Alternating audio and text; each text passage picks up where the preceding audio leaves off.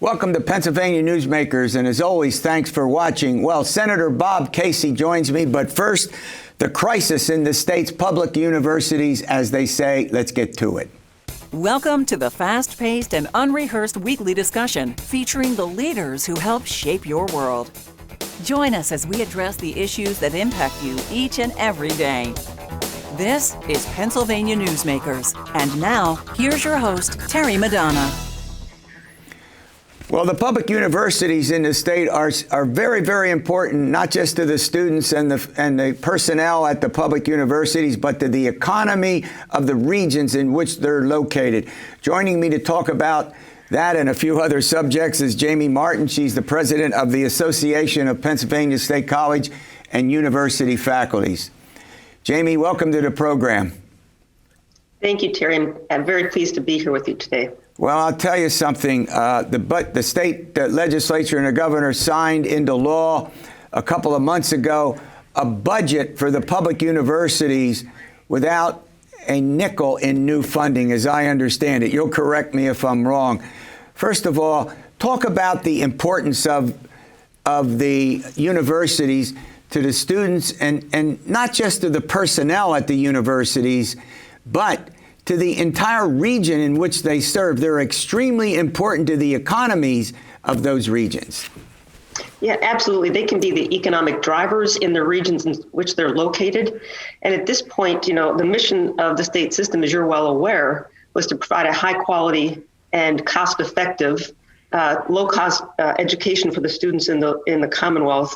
And often we're serving first-generation college students or students who are not coming from wealthy backgrounds. And so we have a mission to try to provide a high-quality education for them, and it becomes almost impossible given the lack of funding that we receive from the state legislature. And so this has been an ongoing problem long before I took over in this position, but even as I was a faculty member at IUP, where we saw tuition increases that mirrored a lack of funding. And as those funding sources actually decreased, the tuition has increased. And the state system hasn't recovered from the budget cuts of the prior governor in the state of Pennsylvania. And so at this point, we rank anywhere from 47th to 50th in the country in terms of funding for public higher education. And that's not a statistic that we should be proud of at all. Yeah. Well, I'll tell you something. I was always impressed with how significant, again, these universities are to the regions. I mean, look at all the people who, in these communities, who provide important services to the universities. And then, in turn, the university personnel, they get paid, they have to buy food, they have to get their, buy automobiles, I could go through a whole array of things. And that's what's really surprising to me, given the recession that we just went through, and all sorts of folks are being aided by the state government. And for the life of me, I don't understand the situation with the funding. No, it's rather mind-boggling. And I keep saying that the decisions that the state legislature is making regarding the funding or lack thereof becomes, it's a moral decision. They're deciding that education is not important enough to actually fund it appropriately. And so again, this has been distressing to watch, as a faculty member, but also as an alumni of the state system of higher education. It's distressing to see that I guess we're not worthwhile enough to deserve the funding to keep costs low enough for students to be able to attend and not rack up massive student debt in order to complete their education. Yeah. Yep, that's a great point. Look, let's run to a break. When we come back, I want to talk about layoffs and the effect that layoffs are going to have for the faculty, but also the impact that that's going to have on the communities as well, and obviously to the students and to the quality of the universities. We'll be back in a moment. This broadcast of Pennsylvania Newsmakers is presented by the Pennsylvania Chamber of Business and Industry, the statewide voice of business, and by the Pennsylvania State Education Association and Partners for Public Education, bringing the power of a great education to our schools, our students, and our communities.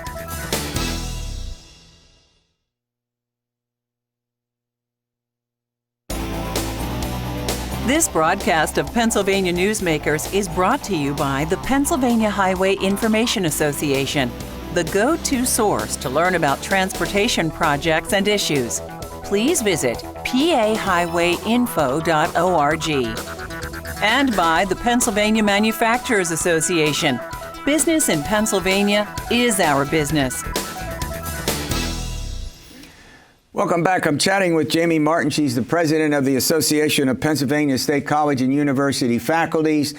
All right, Jamie, look, it's obvious that there are going to be layoffs. That's been made very clear by the state system folks.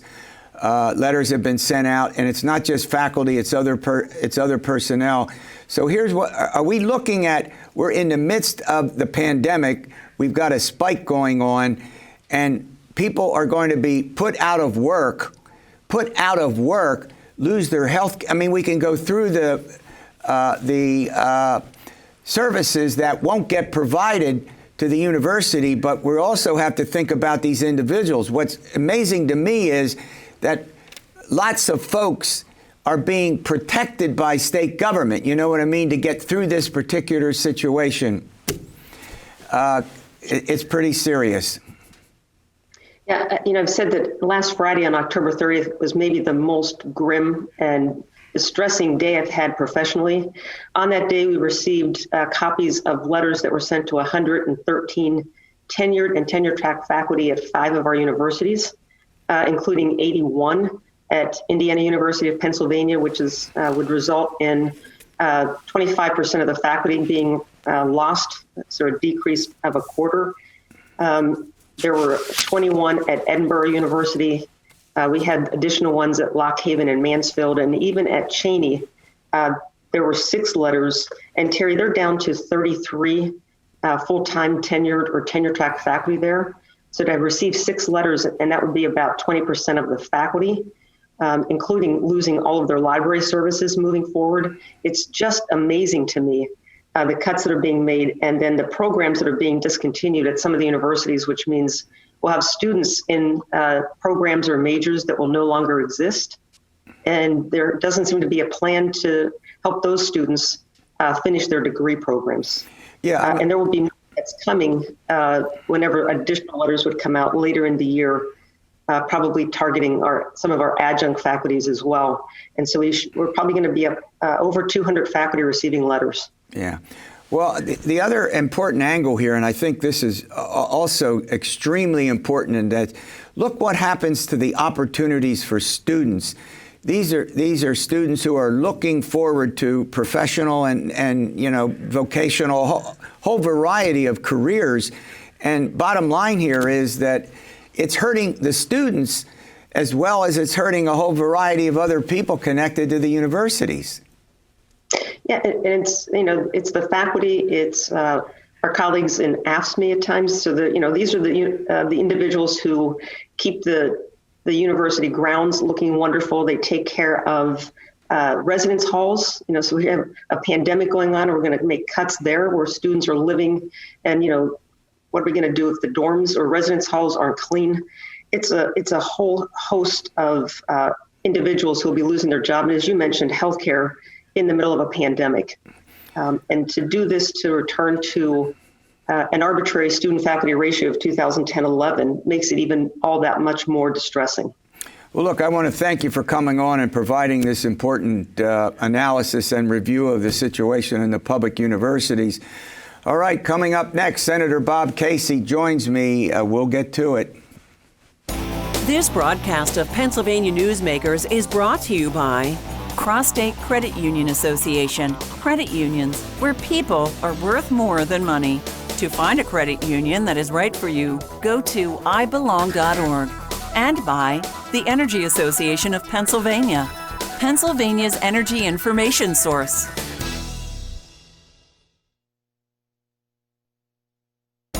This broadcast of Pennsylvania Newsmakers is brought to you by the Association of Pennsylvania State College and University Faculties, representing the faculty and coaches who are devoted to providing quality public higher education for Pennsylvania's college students. Well, joining me is my special guest for on Pennsylvania Newsmakers, Senator Bob Casey joins me. Senator, welcome to the program. Are you getting any rest? Terry, not enough, but It's but amazing. I guess we have to think sleep is overrated in a week like this, right? Yeah, I'll say. And I'll tell you what, as you and I speak now, I mean, these elections have to be certified. It looks like Joe Biden will become the next president of the United States. But again, we've got to be careful. Multiple lawsuits. But obviously, Pennsylvania is certainly, he has the lead right now. Again, we'll hold up and with lawsuits and other measures. But do you remember an election like this in your career, both as state treasurer and then as United States Senator? I don't remember any election quite like this. Do you? No, I don't. And elections are becoming even more bizarre sometimes as we go. But I do think people felt they had a stake in this election, especially when you have a virus that's raging across the country and an economic and jobs crisis. I think they were paying very close attention and following the race, not just day by day, but in some cases hour by hour. So I was taught a long time ago that voter turnout tends to be higher when people feel they have a personal stake in the election. Yeah, and it looks like we're heading a record turnout. They thought 150 million. I think it's going to exceed. I mean, again, we got to wait. When we have these conversations, we got to get the election certified. That's a process that, can be laborious, and we're going to have these lawsuits. But I think you're absolutely right. We have a huge, huge turnout. The stakes are high, and I think voters are really invested in it. No question. And I could sense that when I was campaigning, obviously mostly from a distance.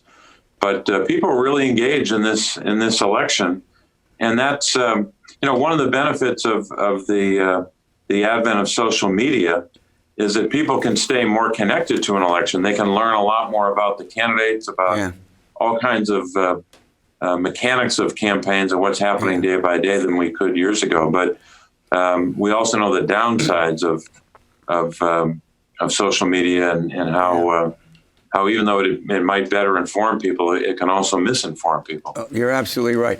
Look, I want to talk about the mail-in ballots because they're obviously critically important. It seems to me that this is obviously Pennsylvania's first year to use mail-ins. We had absentees for decades. And what I don't understand is why can't we begin to, like Florida, count these ballots 2 to 3 weeks before under proper security? And I want to add this, with both parties having poll watchers involved in the process. And if we did that, we wouldn't be in this crazy situation where, we have a lawsuit about the 3 extra days in Pennsylvania. Friday, November 6th is the deadline. And, multiple lawsuits over that. Why can't we need to, in my judgment, you tell me what you think, we need to reassess mail ballots. They're very popular, and there's nothing wrong with keeping them, obviously. Take it. No, there's no question about it, Terry. But first of all, I think I want to say that I think Governor Wolf and Secretary Bookvar and folks in state government did good work here. This was really hard to do. There's no playbook. There's, when you have the worst public health crisis in a century and new election laws coming into being, and then the number of mail ballots going up, I don't know if it was 3 million at least. That's a hard thing to execute. And folks at the local level had a hard job. These county election officials, whether it was a blue county or a red county, they all did really good work. And these folks who put in so much time and effort to make sure we could count and still, obviously still will be counting all the ballots. But there's no question the state government should pass a law, and Governor Wolf wanted this to happen. The Republicans in the General Assembly should step up here and say, at a bare minimum, there should be so-called pre-canvassing, meaning days before. I would think it'd be, more than a week even. You can start opening the mail-in ballots, and they have to physically flatten them out, get them ready. Sure. So at least that before you feed them into the machine on election day, you can do all that preliminary work. But it might even be better just to have some process, as you said, that's secure to count them. Yeah. Is it disturbing to you? I mean, I've been doing what I've been doing for a long, long time, and I've never seen a more divided America. I mean, you know, and I know you're a senator who believes in the C word, compromise, but I want to tell you, I've never seen such polarization, and hard to get Democrats and Republicans anywhere near the same page. I'm not talking about every issue, but boy, on most of the big issues. No question, Terry. We're and Joe Biden, if he is the winner of this presidential election, will be facing, as we will in Congress, will be facing a set of challenges I think that no Congress, no president has faced since FDR.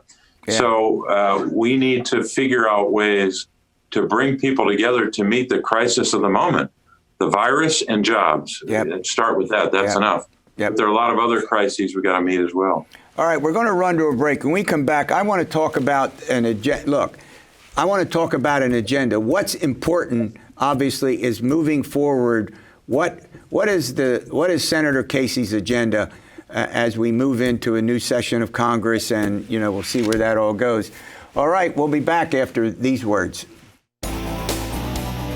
This broadcast of Pennsylvania Newsmakers is brought to you by the Pennsylvania Medical Society. Inspired physicians committed to the good health of Pennsylvanians and the advancement of the practice of medicine.